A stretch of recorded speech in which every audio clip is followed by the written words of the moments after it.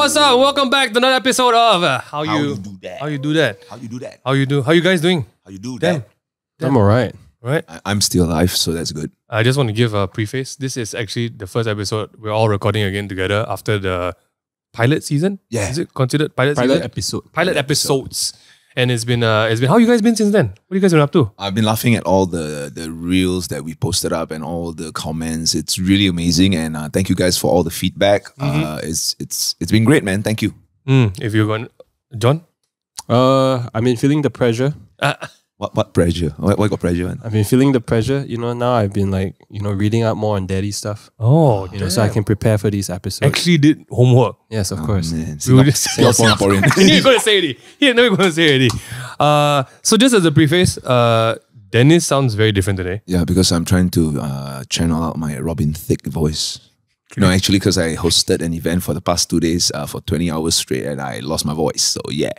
Yeah. So that's, if you guys want to see the visuals instead of hear his voice, feel free. Apparently, you can play the full video on Spotify already. Oh, yeah. Yeah, YouTube. Awesome. YouTube works as well. Amazing. But just shout out to everyone who's been enjoying the show. I think the interesting part is the feedback that have come through, right? It's not just dads watching the show. No. It's students, random teens, kids. And I asked them why. Like, why are you watching? I know why. And the main answer is got nothing else to watch. No, they just like to see three dads suffering. Just like to listen to our story, and they'll be like, Is it- yeah, and that is why I'm not going to get married and have kids. But it's a good Singaporean culture, right? Is it a really big thing to have something to watch on the trains? Oh, yeah. They all the always time. say this, like I watch on the way back home, watch on the train. Why? Why is it like? Yeah, because I think the difference is that in Singapore, most of us take public transport.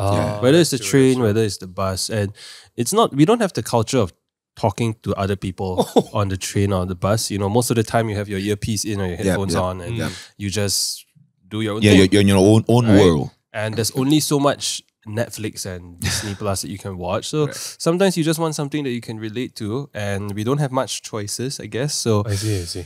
yeah, continue to watch our show. I mean, in Malaysia, a lot of people actually they listen to the podcast while driving. So they cannot see your beautiful face. Yeah. Hey, some of them can. You know, nowadays Hey. they have all this LCD panel that can play video. It's quite That's pretty. It's quite It's pretty advanced. Tesla screens are quite big, right?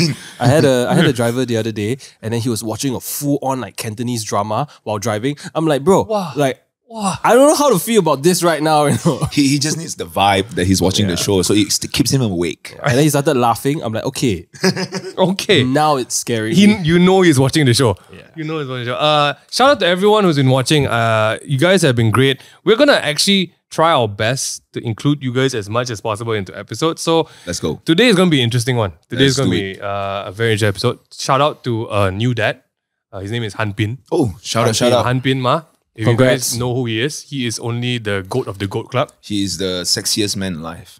It's truly unfair. Life is unfair. I don't know. How? I don't know lah. It's unfair lah. You know. Who's this? Hanpin, Jin Chuck's husband. Chuck's Oh, Yeah, okay. yeah. Okay, Husband. I've never seen his face He has before. a Hey, tattoo show on me his his face. chest. I'll see how handsome this guy is. I'll do it right away. Actually, and you need to put it up because I had to answer the questions. Thank you. But the whole reason being is when I saw their post, he's a new dad.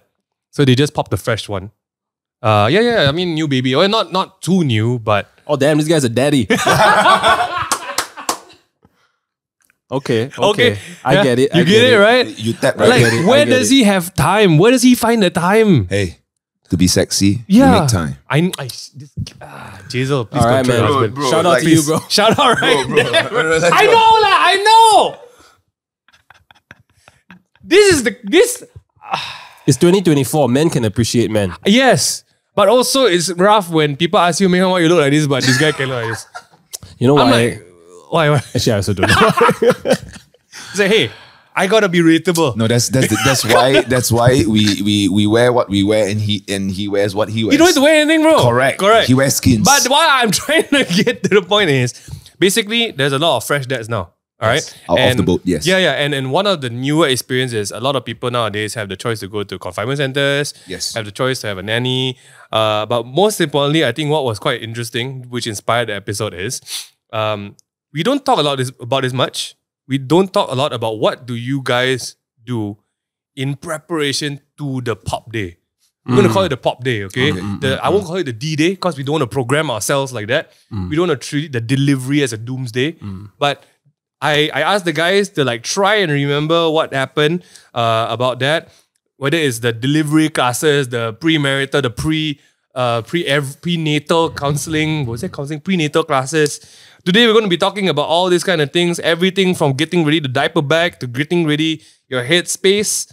And I hope you guys enjoy it. You want to get straight to it? Let's do it. All right. So, Buckle up. if you are a dad to be, or you're already a dad, you definitely have the experience of watching your wife prepare, what do they call it? The hospital bag. Yes. Did your wife prepare this? Yes.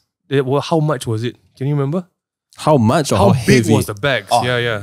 No, it wasn't very big lah. Really? Yeah. Mine was like, bro, then you bless her. No, I mean that when Jazel was going into delivery and when she was pregnant, it was COVID.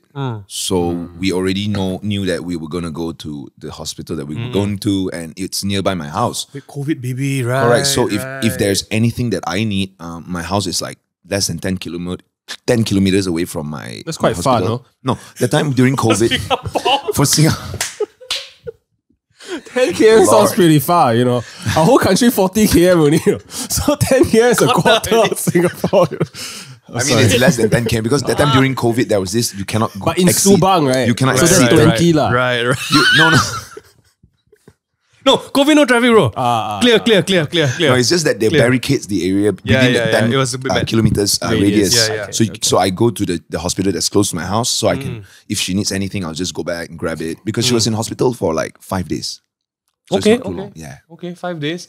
What was your essentials that you remember when it came to your wife's bags? Do you guys remember what the essentials were? My experience and Dennis' experience is very different. Okay, let's see. I only You have to understand, right? Okay. That I could travel back to Singapore for 3 days. 3 days, 2 nights. And Amanda and I could pack like we're going to Europe. Like it's really, we bring a lot of things. Right? We are always very, very overprepared. We bring options, you know, in terms of clothing, shoes. So when it comes to the hospital bag, right, we take that same level The of bag got options, bro. preparedness, right? And prior to that, you know, there was also a huge lead up to the hospital bag. Okay. You know, so there was a lot of processes that we did through the hypnobirthing classes, which I'll get into later. Okay. But yeah, our bag was heavy. It was heavy. Were you? And I went back. So when she first went to the hospital, I went back almost every day for a couple of hours just to take more things.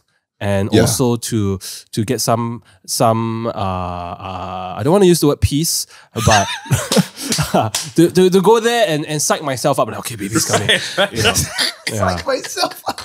Yeah. No, I get it. It's between peace and sitting in the toilet and crying. So it's like, you know, it's one or the other. But we brought a lot of things. I think because Amanda had a mood board in her mind of how she wanted the room to be. Mood board. So like, you know, like the curtains had to be closed, the room had to be dark, there had to be a certain music playlist that was playing. There was some essential oil, so the smell was there. Playlist. Yeah. Brother, the only thing proper, like really proper. Like Really we proper. really prepped. It's the vibe lah. It's the vibe. Yeah, we needed the vibe for the baby's arrival to be there. You know, it was like shooting a music video. Hey, the baby's Lil Jon, okay? Hey, all I had Lil Jon.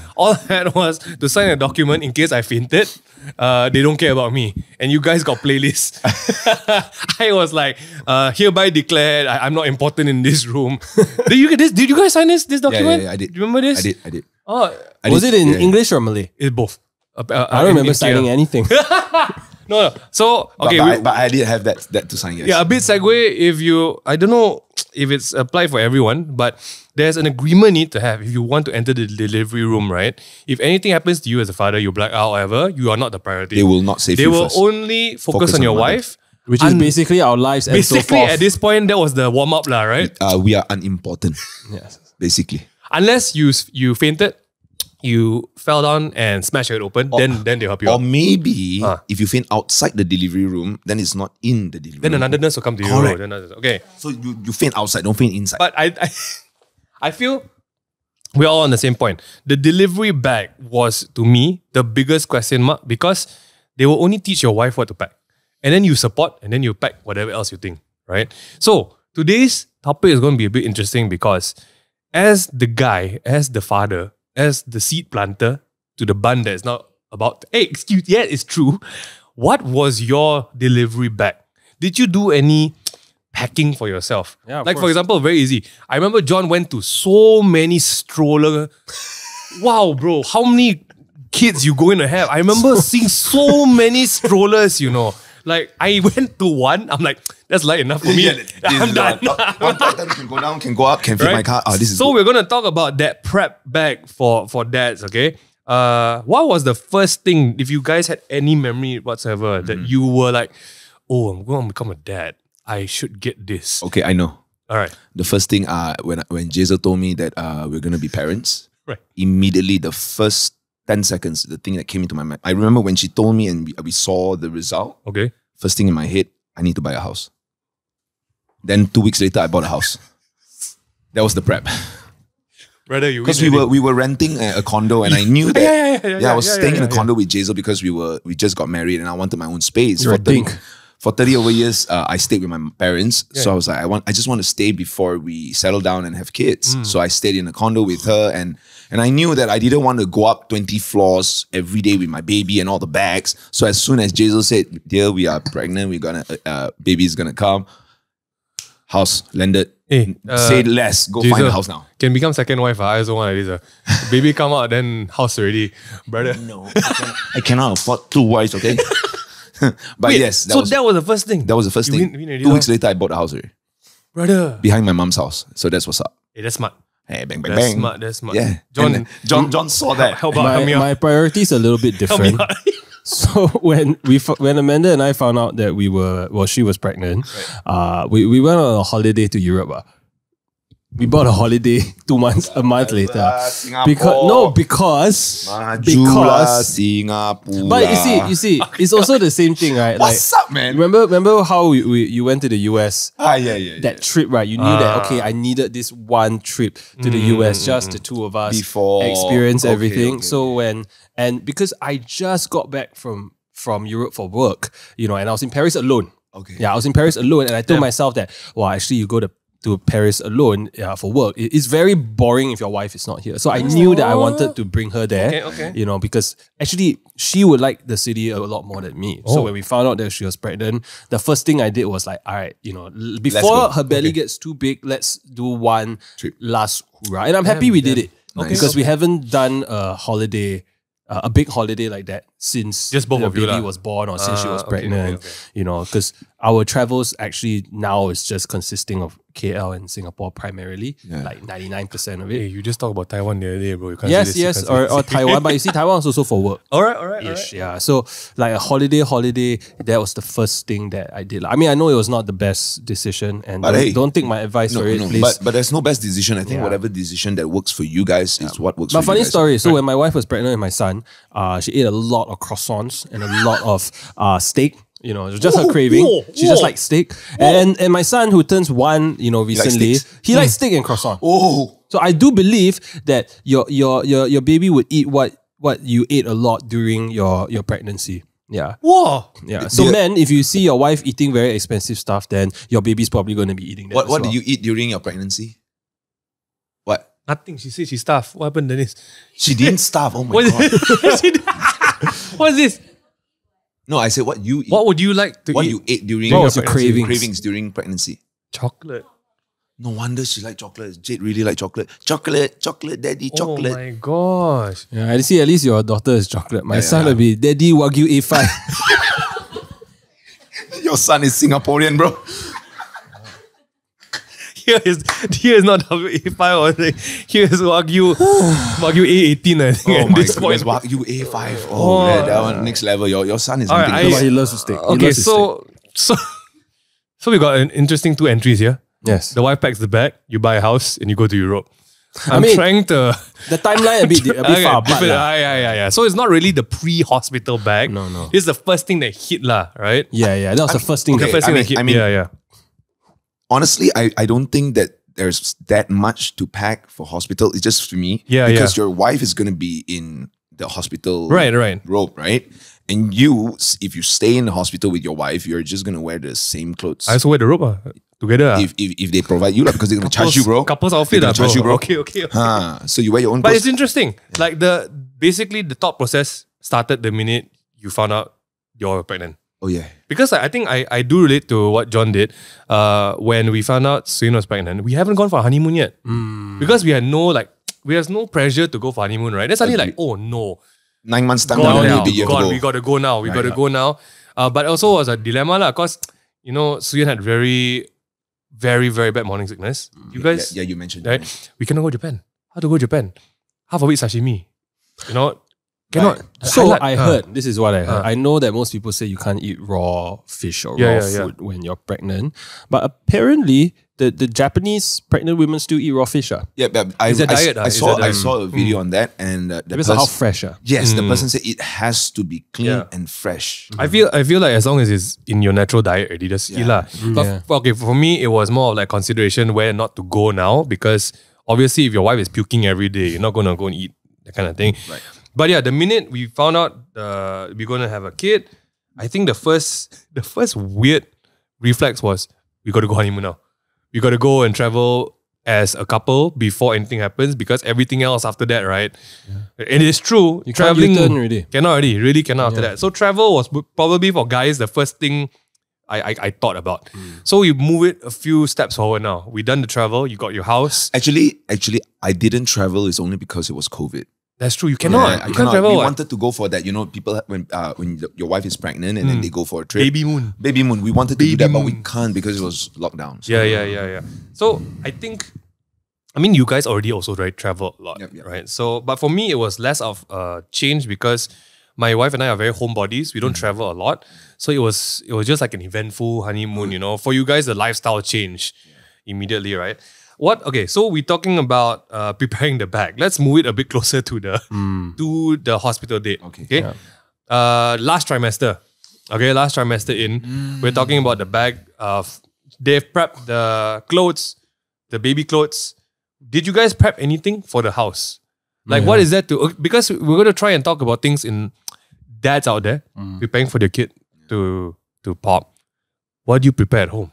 What else I do would you say do? never move house when your wife is pregnant. Oh, so we moved house and relocated when Amanda was 7 months pregnant. Okay. Oh, wow. To say crazy things, I moved from Subang Jaya to Subang Jaya when Jazel was pregnant.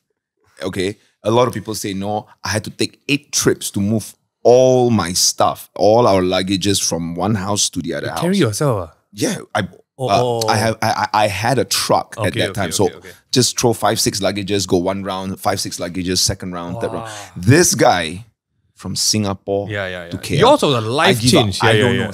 I don't know. Yeah, that was not wise. So. But nowadays people do that, right? Like, because you usually live on your own as a couple first, and then you find out you're gonna have a kid. Then you make very big life-changing choices before the kid arrives. Do you think it's really a thing where people tend to move houses or go into bigger houses? Nesting. Oh, damn. It's just nesting, yeah. I mean, it's like, you know you're going to start a family. Right. You don't want to be living in a couple's house when your baby arrives. You want a home. You want a home. Yeah. Lovely. The man buys the house, the woman makes it a home. Damn. Yes. Hey, you're not wrong. I 100% agree with that. You were saying preparation just now, Preparation. So I remember what I did was when we bought the house and then we have all the setups and everything. The craziest thing is Jazel was expected to give birth in October. And our house was supposed to finish in September, but as always, delay, dragged all the way to like second week of October. And that was like, I cannot really. So everything came in. Then we painted one of the rooms pink for Jade to stay in. We prepared everything. We built the cot. We built the stroller. Everything was prepped, lah. You know, I forgotten. I not just buy a house. I bought a car also. Hey, shut up! You still haven't stopped buying car. I bought a X70 because I knew that all my other cars cannot fit Jade. So I was like, I need a proper car to fetch Jade. So I bought an X70. Did you guys give up a car preference when you found out your wife? Hold on. All right, let's take big deal. Big deal. When you found out your wife was pregnant, John, John. what was that? Was there a car choice in the picture? Was there a car dream in the picture. I think the question is not like that. John, what was the car you were driving before you had a baby? Okay. I mean, just go straight. I think the difference is that previously, prior to having a child, and even prior to meeting your partner, you buy the car that you want to drive. Correct? Right? And then when you have a partner, then you buy the car that would fit her as well. That she likes in also, a sense, she vibes with it. You can like flex a little bit. Check out my girl and my wife.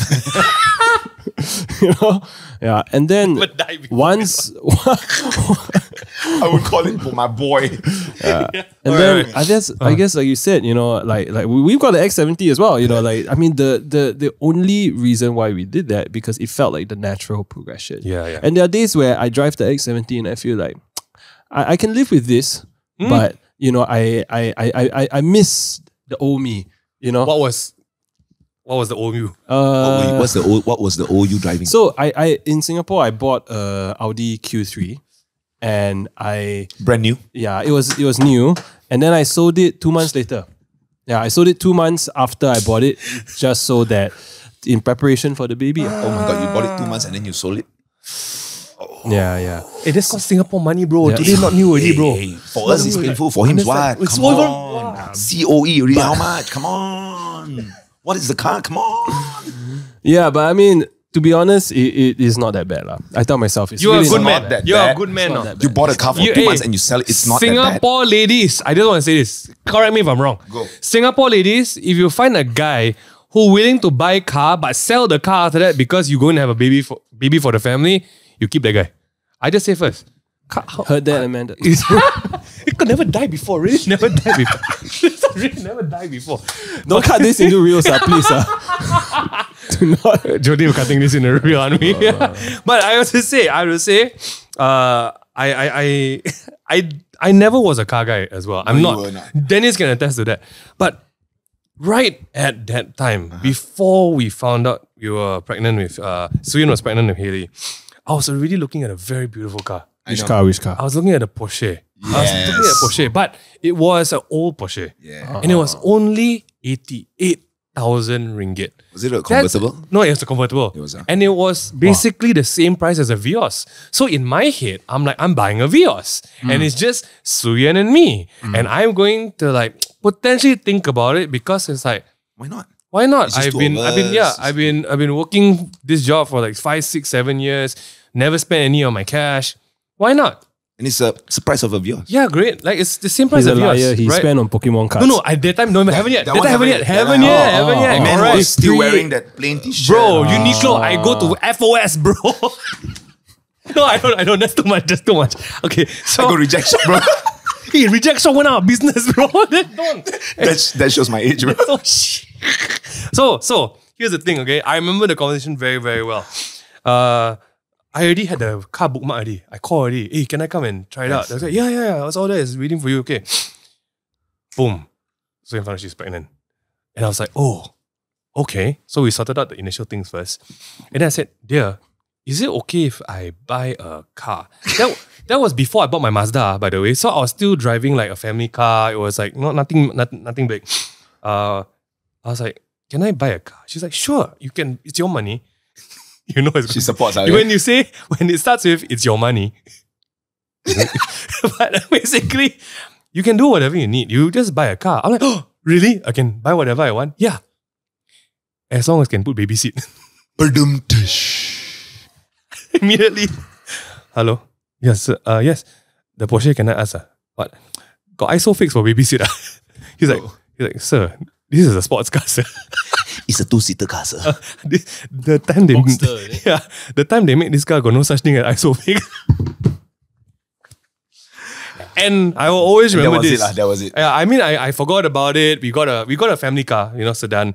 And I always remember this because I recently, like 2 years ago, I went and checked back the price again. The car is now worth 144,000. And I look at Haley, I'm like, that's how much you're worth to me. You are worth that much, my little girl. You and your ISOFIX. So I always believe like whenever I hear a guy wanting to go have a baby, I always, hey, were you going to buy a car? I think there's a very interesting topic to take. Okay, but it's not part of the bag. We can't see this part of the bag. Let's switch gears for a minute. When your wife is about to deliver, okay, John might have more interesting stories on this because it's about this. We, as a couple, we go to a hospital, they will call you up and say, hey, Mr. Ming and the wife, would you like to come for our prenatal classes? Did you guys have the prenatal prep? Like knowing what to do if the baby comes, then they teach you how to like, you didn't, what are you doing, bro? That time was COVID. Oh, COVID. So all the classes was online and I was like, what the hell you want me to learn from online? Oh, they send you links. Yeah. They said, you want to join the class? Jazel also said, you want to join the class? It's at 9 a.m., 10 a.m. You're like, you know what? She's pregnant. She needs a rest. Yeah. We're going to rest. Okay. So instead of going for the classes, we rested. Okay. Hold on. So basically, they send you links and like, nice, thanks. Hey, good job, guys. Thanks for the link. Bye. Okay, we got okay. YouTube for that. Thanks. Okay. So prenatal classes, Denisian out. Okay? Don't listen to my advice. Okay. Okay. A big part of being a dad is, I think, you should attend the prenatal classes. John, you guys had water. What is it called? This one classes. This one. So Amanda heard from a friend. Okay. And there was this thing called hypnobirthing. Hypnobirth, yes. Hypnobirthing, right? So I had no idea what hypnobirthing was prior to this. I've never heard of it. Hypnosis, hypnotize, right? And then Amanda wanted to do this thing called water birthing. Okay. Right, water birthing. No, so hypnobirthing is the process leading up to the birth. Water birth is like just the way of delivery. Okay. Right? Okay. But you also need to prep for water birth. Yeah. And you use hypnobirthing classes and the techniques in order to prepare your state of mind for water birthing. Okay. It's mainly just to prep your state of mind. It's way more than that, brother. Yeah, that's what. Right. State of mind is like psychological. So when Amanda told me, it's like, hey, I want to do hypnobirthing classes, I'm like, all right, sure, good for you, man. I support you 100%. You know, like no problem. You know. I feel like then she was like, oh, you know, like I can do the live classes in KL, and I can also do the live classes in Singapore and the online classes vice versa. So I was like, wow, flexibility, that's great. Go for it. You know, very supportive. Okay. But I didn't know that I had to attend the classes as well. Until the day before, she told me, before the first class, I remember, she was like, oh, by the way, our first class is tomorrow morning at 8:30 in the morning. Then I'm like, sorry, say what? You know, like, hour? So, and Amanda still grinds with me about this till today, right? Yeah. So, the first hypnobirthing classes, it was 8:30 in the morning. And just to give some context, right, at that point of time, I was not an early riser. Never an early riser. You know, I always work late to the night. Yeah, music industry. Yeah, right. So that day I decided, you know, I'm going to sleep early. Oh, damn. I'm going to try sleep early. But I didn't. You know, I ended up playing the game at that point of time where I still had the stamina to play my games. I played till like maybe 3, 4 o'clock. You know, I was like, 8:30. I've done this before. You know, wake up 2 hours later for a flight. What is hypnobirthing, right? Oh my God. And then I found out that the classes were about 2.5 hours long. Oh my Which was actually quite long, you know, comparatively. And I haven't been to a class in 10 years. Okay. You know, so I'm like, okay. So the lady came to our house and then there was a guidebook this thick. Like this thick. And then apparently we were supposed to do some readings prior to that. I didn't know, you know, so there was no readings. And it was really bad because Amanda was so angry with me because I fell asleep like 5 times. Wait, hold on. It's just you two and the teacher. Yeah. And you fell asleep. No, because so the first class, they actually give you some audio recordings, and these audio recordings, you play it every night to sleep. Right? Oh, so it's a very long recording. It's like a 16-minute recording. And you're allowed to fall asleep before the recording is over. If you cannot fall asleep, then you play the whole recording again. Oh. Yeah. It's like one of those like hypnosis. Yeah. But it's very soothing. Yeah. But she also played it during the class. And it worked very well on me. You know. So I kept falling, and I felt very bad for the lady. She was so nice, but I kept falling asleep. Right, and then we were sitting in such a way, you know, in my old house, the living room. Then so Amanda was seated right across me, right, and then the lady was sitting in the middle, and I was sitting on the other side. And then she told us to get comfortable. So if you get comfortable, you did it. You get comfortable, yeah. Right. And then she said this is supposed to help you, you know, like put yourself in the right state of mind to fall asleep. But I didn't know she wasn't referring to me. She was referring to Amanda. my job is to guide her and support her through this process. Agreed. Right? To help her sleep. Right. But I thought the way that I could help her sleep is by sleeping so hard. But apparently it's not the case. And Yeah. so, but it was great. Okay, to be fair, by the 4th class, I got really into it because I could see the benefits of hypnobirthing. And it really, at that point of time, I think this was maybe when she was 4 or 5 months pregnant, it really put me in the right state of mind to know what to expect in that delivery room. Right. Yeah. Like my job is to create the best environment for her, to be that bodyguard in case anything happens. So like I remember in the hospital, we were at Pantai Hospital. Someone was doing renovation just above the delivery room. Yeah. Which was honestly not an advisor. Yeah. And then so basically, I had to really bring out my Singaporeanness. But I had to fight the bureaucracy. Correct. And they stopped the renovation for the delivery. As they should. Yeah. So that was good. But all in all, I would highly recommend it. Hypnobirthing. If you've never heard of it, go read up on it. I think it's great because Amanda breathed the baby out. Yeah, like she basically. I mean, people always say you push the baby out, right? But for her, she breathed the baby out. I was so impressed with her on how the baby comes, because you watch so many shows and you see how the delivery room is supposed to be like the mother going like very hysterical, but that's very Hollywood, But the way that Amanda did it, like I have so much respect for her because she followed the process down to the T, and she literally I have never seen her that calm. Like that calmness, she came in the clutch. It was like, Did she use any what do you call that? Epidurals and stuff? Any medication? So she did without epidural for close to 60 hours. Because she wanted to do water birth. So water birth, there is no, you cannot use epidural. But then because I think for water birthing, it's more for Caucasian women because they are bigger. Asian women are smaller in physics, so it's a lot harder. So she really wanted to do the water birth. She was there for 40-something hours, but 3 cm. They couldn't get anything bigger. So that's a real problem. Okay. Yeah. I think for the guys out there, definitely one biggest thing if you are attending the classes with your wife is you walk alongside them, right? You know what to expect. The classes, sure, a lot of things guys aren't going to get it. It's a lot of like knowledge that, the mothers will have. But I think it doesn't hurt at all if you know how to change a diaper, you know what to expect. And honestly, I went to prenatal classes. One of the most, I feel very caliente things or very sad things is when the wives go alone. I feel like when, as a husband, if you can, or you can make it happen, to support your wife, even at prenatal classes, is a very big deal. Because when we went to the classes, obviously there's the hospital will organize it. There's 10, 15 couples, right? And you will see sometimes it's maybe half of them only the husband show up.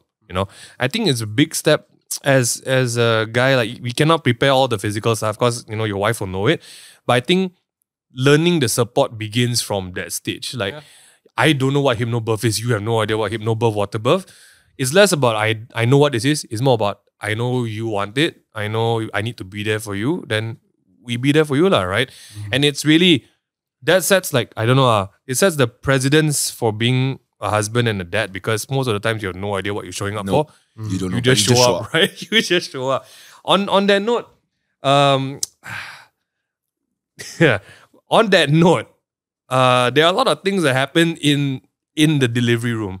Were you guys there for the delivery? Oh yeah. I was so for my one, we were not sort of expecting it, and we were actually going to sleep already. It was about 3 a.m. and then we were just looking at the tummy, saying goodnight to baby. Baby was kicking and all that. And then we were going to sleep. And then suddenly Jazel felt why the whole bed was wet on her side. And I was like, what? I look at her, she look at me. Oh God. Yeah, is it time yet? I look at her. How would I know? How would I know? Then after that, she walked to the toilet to check. And then when she came back out, suddenly I forgotten what she was in towel or something, and suddenly just water on the floor. And both of us squat down, took the water. Is this it, dear? Is this? Then we were like, I also don't know. It's very little. It's not a lot. It's very little. It's not it's a lot. like a tweet like that. Yeah. So we were like, I think it's time, guy. Oh, Okay lah. Take back. Let's go. So then we left house about 4 o'clock. Reached there about 4:30 AM. a.m. Wow, stress. 4:30 a.m. Went into our room and then we set everything up. Need to wait for doctor, right? Wait, everything was done. Then the next thing to do is to wait for her to, what is the word again? Dilate, right? Okay, we need to prepare all the dads for this. Dilation is a big deal, right? It's a big deal. Guys, we will never experience this in our lives. But our wife is going to experience this, okay? So during the dilation, I remember I slept at 6 o'clock. Okay. 6 a.m. I woke up at 12 a.m. No, but 12 p.m. 12 a.m. Brother slept 18 hours. 12 p.m. 12 p.m. 12 p.m. Then as soon as I wake up, I was like, 6 hours passed. I turned around. Jesus asleep. What? Baby came out already. What happened? You died. I didn't know what happened. Baby come out already after So that. I didn't know what happened, right? I was died. like, then I checked and then she told me, oh, dilation 1 cm. Oh. I was like, wait, what? 6 hours 1 passed. cm. 1 cm. Oh. Then we waited. Few hours later, 3 cm. Oh. That's when doctor gave her certain medication. This would help. Then doctor came in, gave the same medication second time. This would help. Never dilate. Oh boy. Then after that, they're like, okay, we need to go epidural. Oh, okay. Because she was going through a lot of pain. But before that, they gave her other medications as well. So for everyone's understanding, this is, Asian girls, like what John said, their physique a bit different. The dilation for majority of them very slow. It means there's a need to the down there open 10 cm, then the baby can come out. That's the goal for everyone, right? Correct. And the doctors will start gauging how long it takes to move 1 cm. And sometimes it can get real uncomfortable. They send the nurse in, right, to stick their finger open, Wow, that one happy near to everyone, right? But I think the preparation for the guy is the doctor will give them medicine to increase the speed. But that medicine increases the labor pain as well. So for your case, they take 2 doses. 2 doses. Then they went straight to epidural. Yes. Okay, epidural is No, 2 doses, 3 doses, and morphine. Oh my gosh. Jaisal, You can talk. basically higher. The drip. Right. Oh my goodness. Yeah, the drip. It was a drip. Okay. It was like a whole injection that you could see. They released by like timer. Okay. Finish that. Then they gave her another thing, and then only epidural came. Okay, so for everyone who doesn't know what epidural is, it's a freaking long injection up your spine. I couldn't watch. But it basically relaxes the muscles at the lower half. So you don't feel anything at the bottom. So a lot of times you can't dilate because the muscles are too tense. So dilation, like the epidural really helps. Like because Amanda she was in labor without epidural for close to 50 hours. So we didn't sleep for 2 nighs. And she was having contractions every 5 minutes or 4 minutes. So I say epidural for husbands, usually you won't make the call. You have to help your wife make the call. Epidural saves your wife energy to push. Because all the energy that they might burn on being in pain, they can save to push the baby out. And that's the biggest thing for epidural, other than to help not feeling anything at the bottom. So yours, all that, epidural, then? So after epidural, now what he said is true, but epidural will give them pain after birth for their whole life. Oh. Jaisal is having back pain because of epidural. Oh, really? And epidural has a side effect. Okay, Suyan don't have. So maybe Amanda also don't have. Jaisal has. Oh no. Yeah. Okay. Anyways, after that, so here is some note for some of you husband and wife out there or expecting parents. After that, I remember at about 8 p.m. Doctor came in and said dilation about 5 to 7 centimeters or 6 centimeters, around there, right? 8 p.m. That's like 12 hours in already. Yeah. 12 hours in already. So about 8 p.m. And then doctor came in with a piece of paper, said that we might need to go for emergency C-sec. Yeah. That was about 10-ish. 10-ish. So it's because your water burst. Yes. And when the water bursts, there's a countdown one. Yeah, correct. Because the baby got nothing to breathe inside there already. Okay. And then to add on top of that, the doctor said it's also because your daughter has umbilical cord wrapped around her neck. And she has her fist on her neck and her head is turned this way. So it's very hard because the neck has to be facing straight and slightly tilt Yeah, upwards. Yeah, it's like a rear naked choke. Correct. So the doctor literally just came in and said like, okay, here's the thing you need to sign. All I see is 20,000 ringgit flying past my eye. I was like, what? No, I don't have the money. No, this is going to take my left leg and my right leg. I don't know where to sell. Sell your car. At that time, don't have a car yet. Then after that, I remembered the doctors all went out and only the head nurse was inside there with us. The midwife, right? Is it? Yeah. She helped push. So she turn. very, very calmly spoke to us and explained to us, do you guys want me to help you guys? I look at her, we look at her. Yes, please. It's like backdoor She was like, do you want me to get you guys to do natural birth? Then you have to go with me to do this, which is what you said. The nurse will put the hand inside. So she said, she asked Jazel to breathe, but at that point, Jazel had epidural. She can't feel anything. So she just have to rely on the midwife's instruction to just breathe, and let the midwife adjust baby's head. So all I did was sitting at the side looking like, what's going on? What's going on? What's going on? What's going on? Then I remember the nurse hands was inside Jazel and it was like, breathe. Okay, breathe, push, breathe, push. After about like 5 to 10 minutes, I remember the nurse had like one hand on top, one hand below, and she sort of like jerked to the back. She jerked. All right, baby's in place. Then she shouted, I was like, call all the nurse, come in, call the doctor, come in right now. We are ready for birth. And I was like still sitting in my chair, shocked as heck. And then like 5 nurses came in, doctor came in. They started moving all the tables and chairs around. I was like, any instruction for me? What should I do? Where should I stand? I stood up. Then they moved my chair. They moved the table. I went towards the toilet. Yeah, you're not I sat important at the corner already. and You're not like, important already. y'all just do your thing. So I don't want to disturb anybody. Should I go outside? And I don't know what to do. No. Don't care, bro. Were invisible. Like nobody sees the husband. You start to get the taste of how the importance in the room. I was like, okay, I can't do anything. I don't want to be a nuisance here. gosh. So then I was there throughout the whole entire thing. And the best part, I always tell this story to people. The doctor, there was one point when the baby was about to come out, right? The doctor was like, Daddy, come here. I was holding Jazel's hand. Daddy, I look at the doctor, come here. No. I walked to the doctor like that. I walked to the doctor facing him. I didn't want to look at her leg. I go to the doctor and I was like, yeah, doctor, what happened? Then he's like, look. I turned my head and looked at Jazel's opening. And then he was like, yeah, just now I was explaining to you, right? The umbilical cord, as you can see, is wrapped around your daughter's head and you see the hand. That is also one of the reasons why it's dangerous, but now it's okay. So, okay. Then thank you. I walked back to Jazel and I didn't know what the heck I was looking at, but I actually saw my daughter's head, the hand on her neck, the umbilical cord, just in that very small opening like that. Like that, I could see. And I was like, and the placenta was there. Got animators or not? You want to animate this whole... No. I'm not lying to you. That image is like in my head. Burn already, No, right? it's implanted into my head. I will see it for the rest of my life. But guys, I do not think that is something gross or something disgusting. Hey, human nature is beautiful, man. Because I didn't understand the beauty of when your wife is pregnant, she looks even more beautiful. Amen. And when Jazel is pregnant, like I have no words because she was pregnant with my daughter and she can be screaming at you and you can still smile at her. like, you're so adorable. Yeah. She could have her hands around your neck and you go like, You're gonna just choke me, mommy. Well, I didn't say that.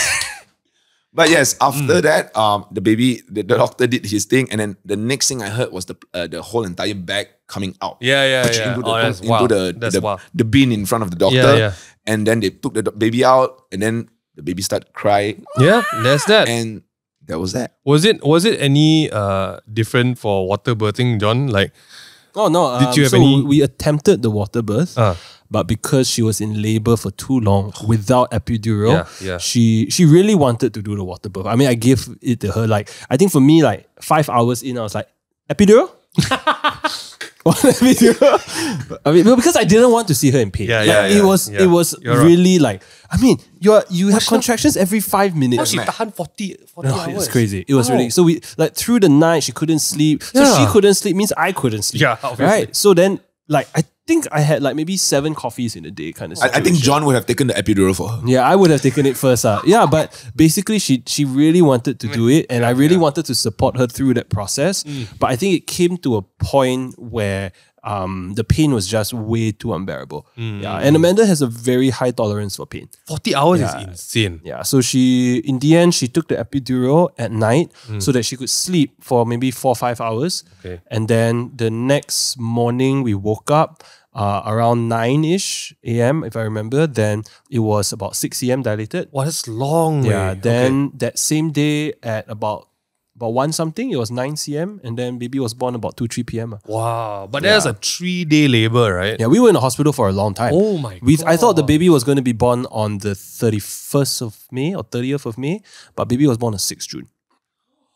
Yeah, so we were in the hospital for a very, very long time. That's almost a week labor. Almost a week. Contractions for a week. Yeah. So I think the hospital. So we never experienced the water bursting at home and then going to the hospital. Okay. We were called into the hospital. Okay. Right, and then they were telling us that they needed to deliver the baby soon. Okay. Otherwise, it was going to be a C-section. Right. But Amanda didn't want to do the C-section. So same thing. They put some drug in her to help with the dilation, but didn't dilate lah. Yeah. Then I mean, it was always they tell you all sorts of things. Squat lah, walk around lah. We walk around the whole entire Pantai hospital. We know every corner already. Yeah. You know. Yeah. And then like we were just having fun lah. You know. Yeah, it was fun the first 2 days. You know, we were having a good time. I pushed her around in the wheelchair, hee hee ha ha, until it became not fun. Yeah. Like she was just upset about everything and angry about everything, which is very. I think I could imagine it would be very, very frustrating. Did you get the front row seat when it came to the? You want to take a look at your wife's opening? No. So Amanda had one rule for me. The entire thing is whatever it is, do not look. Yeah, she's smart. Yeah, whatever it is, do not look. You can do whatever you want. Just don't go down there and look. So I'm like, yeah, sure. So to today, you have no idea what it looks like. No. You are blessed. Yeah, I'm very blessed. I know. You see it? So to cover all bases, we got a story which is quite straightforward. Just that you had there's a lot of drugs pumped into her. Yeah. You had a 7-day hospital experience, which is insane, right? Mad. My story is a bit different because Suyan dilated very fast, right? But the problem was her epidural didn't work. Oh, I remember I told you this. Yeah, it was a bit pain. But since the episode is quite long already, let's just wrap it up around here for everyone. No, you need to say the story. So basically, we went in normal birth, all normal birth on time, everything. But the problem was, they didn't insert the epidural properly. So which hospital is this? Name and shame. Everyone know already. Everyone who follow us know already. Because after that, the head anesthetician and the head of the department came and apologized. So basically, they inserted it a bit wrong, right? There's a small percentage the epidural doesn't work for your wife. Oh my God. And Suyan was a small percentage. So she felt everything. Wow. Up until when they had to cut down there as well, also feel. Up until stitching down there also feel. Because at some point, right, you're so in pain, your adrenaline is so strong, it burns everything. They tried to do gas, didn't work. Painkiller, all cannot work. So it was full experience. And the worst part was, Haley's head was so big. Even full dilation cannot come out. They had, and can you imagine, no epidural, C-section with no painkillers? That's literally horror film. Okay? Our doctor was really smart. It was very fast thinking. He's like, your wife epidural not working. Baby's head stuck. But he didn't tell me at first. He was just waiting there like this. He's like, not moving. A lot of push already, not moving. Nurse, vacuum. He made it so seamless. But when he stuck the vacuum in, Suyan screamed. Because no choice, what? No painkiller, nothing. Boom! Scream, pop! Straight away, Haley came out. Just like that. And when he came out, everything fly out. Haley's head was so big that it plugged up everything, right? The water didn't burst properly because her head was big. The placenta didn't come out because she was sticking it. The minute she came out, everything came out. And it was that. And it's his fast thinking that saved everyone. Because there was no way Suyan could do a C-section. It's definitely not the Dyson. Definitely not the Dyson. No, but this vacuum is to do exactly. And after that, right, it's a very funny one because your kids came out normally, right? My kid looked like a bit alien one, for a long time. My kid looked like alien. I have a picture of her. Like when the nurse brought her to the bed. Because you pulled the no, the baby? Because she was in labor for that long. and baby's head was actually out Oh. just a little bit. Yeah. So when she come out, right, she looked like Alien versus Predator. Yeah. Head like long. So it's quite towards funny back. one. Yeah, because the She skull looked is like so a gnome. soft. Is it, you call it gnome? Is it the gnome? Yeah, like gnomes. long. Like that. I was so scared that Our- her head would never go back Bro, normal. our one got cookie cutter because the vacuum. Yes. Now, when that. you do vacuum, they said the baby will have one line around Yeah, the head. yeah. And the scary part is for a while, you know. So every day I look at Haley's head. Like, when is this going to get better? Do I need to invest in the caps for the rest of my life? Like, it's very weird, the process, because you look like, you know the Kinder Bueno egg? When you open, the head look like that one, right? But the scary part was, the doctor didn't tell me this at all. He made the very, very, very fast on the spot decisions to just pop everything. And he really saved us. Well, he saved us a C-section. He saved us a lot of pain. But after that, I tell you, going into the second baby, it was a lot of trauma. Because Of course. the epidural. So I'm the sure. second time we went in, right, the whole department came to administer the epidural for her. Everyone spent half an hour doing epidural for Is it this Suyen. spot? No, it's And this then, spot. right, Not 1 cm down. No, 1 And then, mm. right, and then, right, do you see, the minute the drugs kicked in, wow. She was like, wow, this feels so good. I'm like, what's happening? Wow, I can't feel my legs. I'm like, so this was what it was supposed to feel like. And then really the second one was just smooth because like No, you got so second much one is all- energy. Yeah. And it's already Yeah, dilated but before already. I'm very glad that Suyen never had dilation problems. In fact, the second one dilated so fast we weren't ready for it. Like it was just out. Right? Actually, this one my mom told me before. When the first one is born, it's Yeah. actually hardest. Yeah. I was actually the heaviest out of all my siblings. I was born 4.5 kilos. Oh, you Mother. fat baby, man. I was born 4.5 kilos. My daughter is 2.8. I'm 4.5. Yeah, that's two. When I was born, I looked like a full-grown child with What all were you the other doing babies. inside your mother's womb? You gymming inside your mother's My room mom, or what? my mom literally said in the baby's room with all the other babies, Brother I stayed look in 2 full years, grown. yeah. You know, like baby cot, she said I filled up the top to the bottom. I was that big. But my mom said took her 5 Your minutes mother to pop me out. your mother kept you for how long? 2 years. She said it took her about 5 to 10 minutes to pop me out. Because gravity helped lah, bro. You're so heavy already. No, but because it's the second time around. It's done it before, Yeah. so it's not that hard. But that was the experience. I feel like I have to say, the doctor didn't call me. I went and looked myself. I went, hey, like that. I went, 'cause Hey. I'm so bored. Like basically, So as curious as you are, right? Don't fall for the curiosity. yeah. I'm not gonna say the sight itself is one thing. The smell. I didn't go that close to smell it, okay? No, I was in the room and the room is small.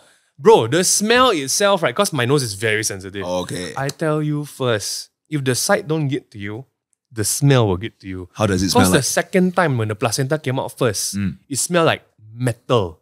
Just metal everywhere. And suddenly like, why I feel like I never drink coffee today? Like, hey, why am I suddenly so lightheaded? I was like, then it hits you. Yeah, it's both together.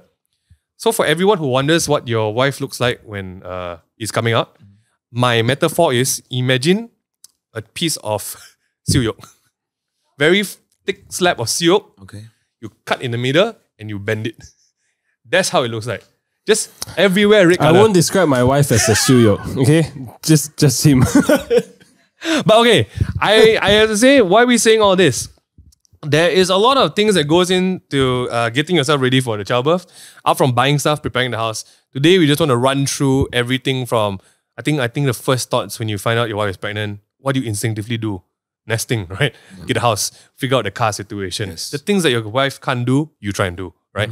Up until the day in the hospital itself, I'm going to tell guys out there first, like, just prepare for the long haul. Seriously, sometimes your wife will be in there one day, could be 1 week. The bag that you need to pack, the things that you need to go back and forth from your house to do, oh my gosh. And I think most importantly, we won't dive into it obviously because it differs from hospital to hospital. The upfront payment for your wife's pregnancy. I just want to say first, if you are like John, who's a smart Singaporean, came to Malaysia to give birth, I think you should do that lah. I really think you should do that. Okay. I think you should. How much is give birth in Singapore? How much? I don't know. I didn't give birth. You're right. So you see, that's a blessing lah, right? Okay, but I got to say though, like preparing for the childbirth is also like preparing for a marathon. You cannot just go in. Yeah. You don't think it's not a sprint. It's not a sprint. even It's out. a long marathon. It never ends. It Yeah. will never end. Like, So you have to like financially, mentally, physically, emotionally prepare for the long haul. But I can add on to that is you will never be prepared enough. So honestly, just mentally prepare for the long haul. Because after giving birth in hospital, like what you mentioned, Jade got jaundice. So we extended 3 more days in hospital. Because we didn't, doctor said you can go back and come and visit your firstborn. No Are you way going lah. to go back? No way. Jazel didn't want to go back. We wanted to stay here with Jade. Yeah. We saw Jade on the bed lying down under the blue light. Both of us teared. Alamak. Although it's very normal to parents, jaundice is very normal. Yeah. To the doctors, very normal. But to you, not what? It's my first time. My nephew had jaundice. I didn't feel anything. Actually, good note. To everyone who's going to have a kid, right? Obviously, don't take it against the doctors and the nurses because they've seen so many already. Yep.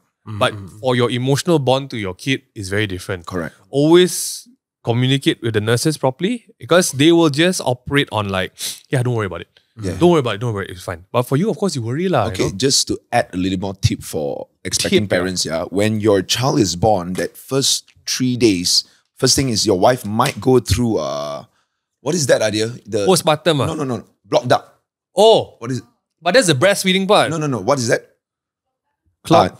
The block duct, right? Clog boobies. So she will have issues in giving to producing breast milk. Okay, damn. And there will be engorgement. It's very painful, okay? So what happened was, first thing is Jade couldn't drink much because her tongue was long. So her tongue was always going up. Right. But we don't know whether she's drinking or not. Right. So after the second day, I started seeing half her face turn yellow. Oh, And I was like, what's going on? okay. I told the nurses, it was a Sunday, I told the nurse, I said, my daughter is going to get jaundice. Can you call the doctor and check? Oh, doctor is not around or tomorrow. Sunday, Tomorrow, doctor came 9 a.m. Your daughter got jaundice. We put her in the blue light. I'm like, hey, I told you all yesterday. Really. Actually, it's true. So what happened is, it is caused because your daughter, when your baby is born, it is dehydrated. It needs to drink the milk. They need the milk. Now, baby was latching on Jazel for like 1.5 hours. Of course, you think like, hey, should have drank like 30 to 50 ml. No, she probably only drank 10. Because after that, we had all the milk all pumped out already. So I took the baby's milk and I feed her. For 1.5 hours, she only drank 10 ml. And that was very little. So the nurse would come in and say, you want to top up? You want to top up? Me and Jazel look at each other. Top up what? No lah, don't top up. Okay, they walked out. We did not understand what is top up. Now, top up means top up formula. Okay. Meaning to give your baby formula. Now, yes, a lot of parents say don't give your baby formula, don't give. But if my daughter drank formula that first 2 days, she wouldn't be dehydrated. Yeah. And probably that jaundice would not have happened. Yeah. So I would say, if possible, just get your baby hydrated and make sure that they drink enough of milk and don't get jaundice. Because jaundice, eventually when you grow older, it will turn into eczema, it'll turn into a lot of things. I don't want to say first, the whole breast milk formula thing, we save for another episode. Tune in next time. Because honestly, husbands, this is what you got to die on the hill for. You got to defend your wife, whatever the choice. Your wife choose breast milk, you are team breast milk. Your wife choose formula, you're team formula. Your wife choose hybrid, you're team hybrid. Okay, whatever works for you works for you. But that's gonna be in a different episode. Before we finish, we're just gonna do some questions. Yes. Are you ready? All right. So, let's go. I asked a question, and if you guys tune into the episodes on Instagram, we will have questions. Let's do a few from people on the Instagrams, okay? Shout out their names. Okay. Asking questions. Oh my gosh. Thank Here you. we go. Let's try. Melanie Yo. What's up, Mel? Talk about the chores that you guys handle. Can I start first? Go ahead. All right. I think as the guy at the house, for me, because I grew up with a lot of allergies, I love doing dishes. I'm not trying to say that I love washing up. I love doing the dishes and laundry because as the firstborn as well, I kind of just did these chores. So I personally don't mind handling washing and vacuuming because also I have allergies. So it helps me instead, right? So these are the things that I personally enjoy doing. I, of course, don't really go towards changing the diaper, for example, because I will vomit most of the time. But I can do it. It's just that I prefer chores like that. Okay, Melanie, that's my answer. Oh, I do everything. Damn. Yeah, so my wife and I, we Singaporean, huh? 3.5, bro. Show off, huh? Okay, what you do? So I think Amanda from day one Didn't do anything. No, she This one never die. You won't die. Joking. Amanda, don't get angry, Amanda. she wanted to make sure that I would not use weaponized incompetence. Right. So wow. basically everything that she knew how to do for the baby, we both learned from our confinement nanny. Yes. So from feeding the baby to burping the baby to changing his diaper, showering him, feeding him, anything you name it, she made sure that both of us knew how to do it. Right. There are things that she does better and there are things that I do better. But household chores, we both pretty much do everything, but we learn to compromise. So if she has work and she is busy, then I would do it. If I have work and I'm busy, then she would do it. Yep. Yeah, there are days where I travel and I'm gone for 5 days. Then when I come home, then that weekend she takes a break from the house and then I catch up. I'll do everything. Yeah. Which is why I got no time to play games now. Dude, that's gonna become your law for this show, bro. It's gonna. Oh my gosh, man. Well, for me, of course, chores. Obviously, I'm not really good at that, lah. Right? You know. But talking about his confinement lady, when we went to confinement center, they were the one who taught us everything that we needed to know. That's why I said I didn't learn anything pre. Like your confinement, yes, correct. from the putting the whole entire. So basically, Dennis doesn't do any chores. No. You see, it's not that Dennis don't do any chores. Dennis do what he can do, and for the rest, he buys robot for that. Damn. Vacuum lah. I got 2 robot in the house, one upstairs, one downstairs. You press, they will clean and mop and vacuum everything. So that when I go back home, it's like living in 3,000, bro. Damn. No, to make things simple and easier because of course Jazel can do it, but she has to be with the baby, she had to take care of the baby. So I was like, let's make things easier for us. Let's get a robot. Let them do the cleaning, you know?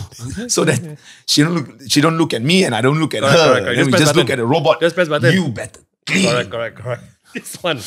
So your chore is getting robots to do the chores. Whatever the robot can do. Okay. The rest, human do. So Melanie, as you can see, husbands come in all sizes and shapes and responsibilities. It's how you communicate and ask your husband to do stuff. Yes. Hope you guys been enjoying the episode. This has been a long one. We'll come back next episode to maybe go more in detail about stuff. So please let us know which part of this you want to talk about. More about the preparation or the actual birth and everything. Actually, there are a lot of things to talk about. Confinement. Yeah, we haven't gone about that yet. So many things. But not today. For today, this is all you guys get. Thanks everyone for listening. Please subscribe, follow us on Spotify, YouTube and everything, or on Instagram. You can ask questions there. Guys, anything else to say? Check out our Telegram. Oh, and we have a Telegram group. Got giveaways there one sometimes. Bye guys. See y'all. Peace. Bye.